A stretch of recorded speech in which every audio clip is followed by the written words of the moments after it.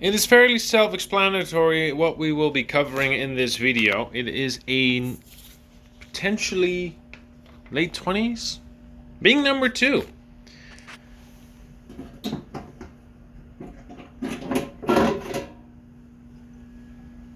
And there we have it.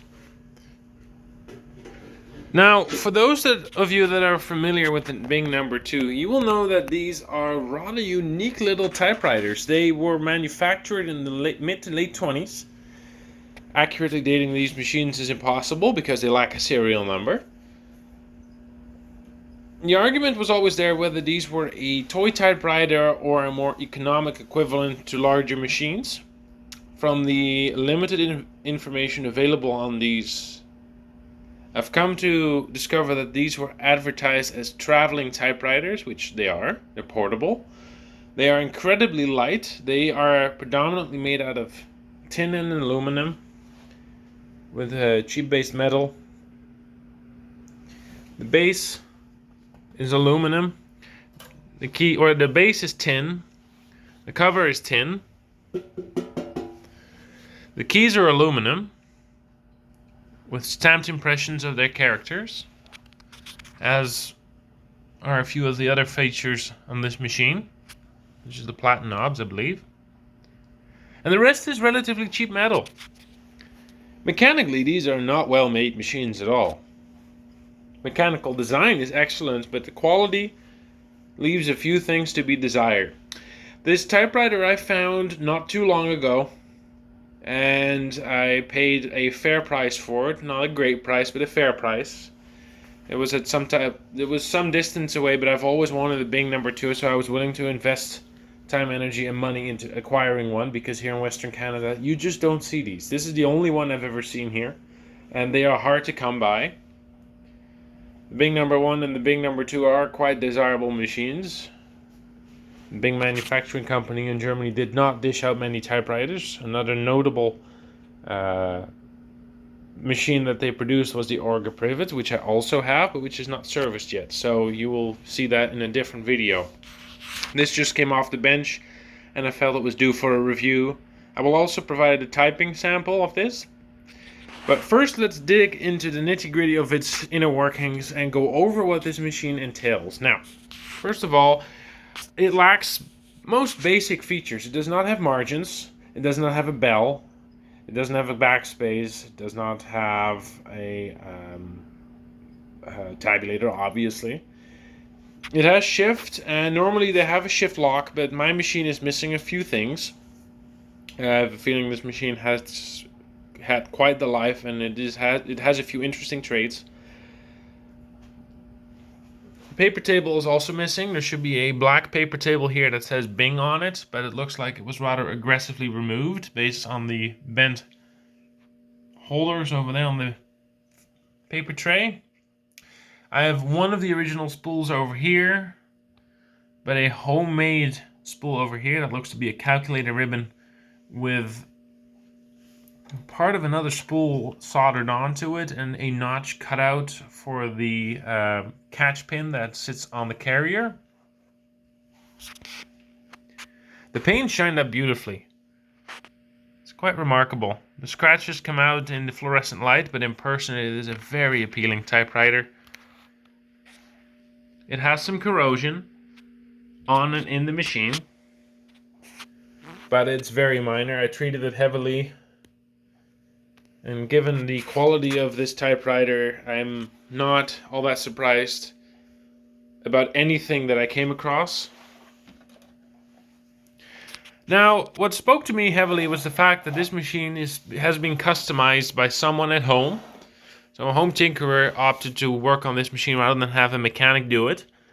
The shift, I believe it's a shift lock, I'm not actually sure, but the shift lock lever here on the side, the whole assembly has been removed. You can still see the wear marks from where it used to be.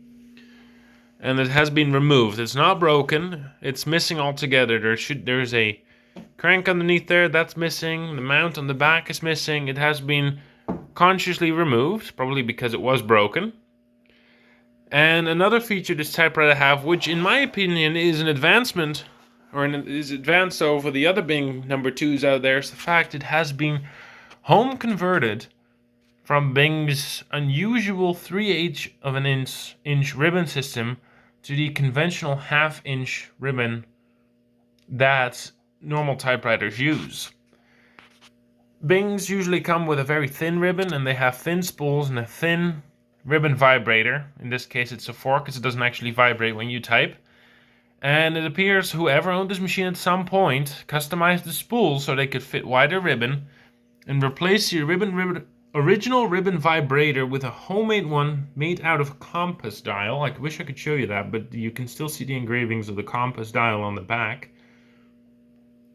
And therefore this typewriter works, and as it sits here, operates with the 1/2 inch ribbon that we see in other machines, rather than Bing's unique ribbon size, which would require you to cut down stock if you could not find, and which is these days impossible, original 3/8 ribbon. Teeny tiny little space bar. You compare my fingers to the size. The keys are very close together and they're very small. This toggle over here releases the carriage. Right there you see the Bing logo. This is your ribbon direction toggle. Here are some serial number and patent dates. Well, mostly serial numbers. But there's no serial number present on this machine. It appears Bing does not have serial numbers anywhere, except for those stampings on the side, which are essentially useless when it comes to it, if you can't tie it to the typewriter that you have. Now, this machine does not have a ribbon vibrator. It has a holder or a fork, however you'd like to call it, that is held in position by that screw, and the only way this moves up and down is if you shift. But it doesn't vibrate when you type. There is no such assembly to make that work. This is your paper bale. The typewriter requires to be mounted to its bottom plate because of the clearance it requires in order to operate the shift mechanism, which you see right there. And this cylinder over here holds the main spring. You'll find that over here you have the pulley. The original drawband broke on me when I started using it first. It typed for half a page before it went snap, and that was the end of that. This U-bar over here is the escapement trip, and the escapement really is, you can't see it, but behind this bracket here you see this bracket over here, and it has a tooth on there, and there's a tooth underneath it, and they toggle up and down and up and down, and that is your escapement. There's no star wheel, there's no catch, there's nothing. That's all there is to it. The carriage comes off very easily. It's a ball bearing carriage, and it's held in by, there's 3 ball bearings. There's 2 on the top and 1 on the bottom. 1 on the bottom rail and 2 on the top rail. And in order to undo the carriage, you undo the drawband first naturally. Undo 4 of these screws. The top carriage rail comes off. You lift the carriage off. That's all there is to it. Of course, mind the ball bearings that you don't lose those because they go flying. It is a very unique little machine. I've typed on it. It types horribly, but it works. It's definitely not something you're going to write the Great Canadian Novel with. However, this machine does appear to have been used quite a bit based on the wear on the platen. I've seen a whole spectrum of shapes or condition that these machines are in. I came across one that was brand new on the web to beaten and battered. This definitely leans to the latter, but it's fully operational as it sits. It just doesn't do it well.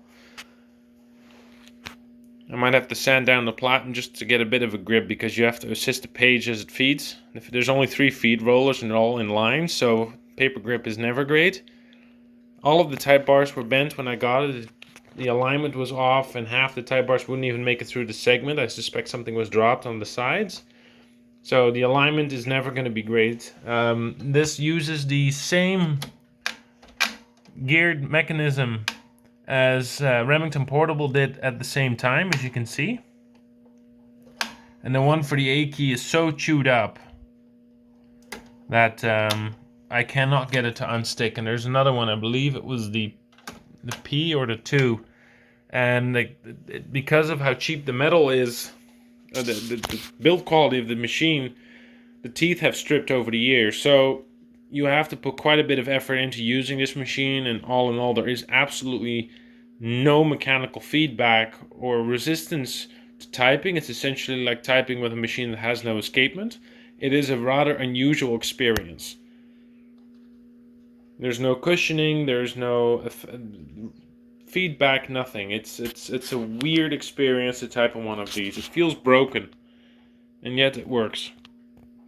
And because of the shape that this machine is in, I mean, it's been fully serviced. I've taken it completely apart and put it back together, cleaned and dialed in as best as I could. And at the end of the day, you just deal with a machine that's so is built on such an economic limitation that it is going to be what it is right now. This is not a machine that I can improve on, or that you can build, that you can improve as you type, as you go along with using this machine, that you can rectify issues that you come along. It is just going to be the way it is.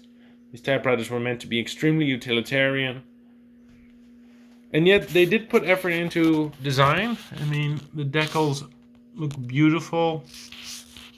Here and there you'll find some pointed details. The cover is absolutely beautiful. It's a bit banged up and it has some paint missing on the back, but all in all, definitely worth a keeper. Or definitely worth keeping. Probably do a better job at polishing it, but yeah, that would be it. That is your Bing #2. Alright, well, I'll leave this video for what it is right now. Please stay tuned for a typing sample, and there's more to come. Subscribe, like this video, leave me a comment if you have any questions.